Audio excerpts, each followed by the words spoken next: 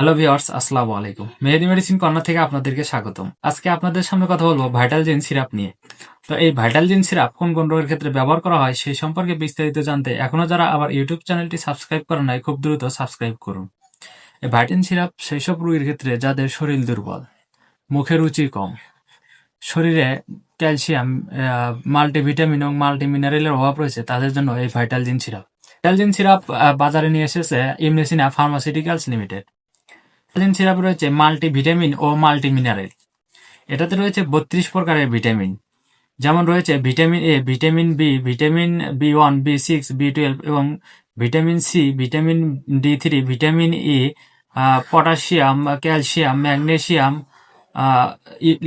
Zinc, তারপরে আরো riboflavin এবং আরো অন্যান্য মিশ্রণে তৈরি এই মাল্টিভিটামিন সিরাপ। কোলাজেন সিরাপের সেবন মাত্রা: প্রাপ্তবয়স্কদের জন্য ২ থেকে ৩ চামচ দৈনিক একবার খাবার পর। এর মূল্য মাত্র ১৯০ টাকা।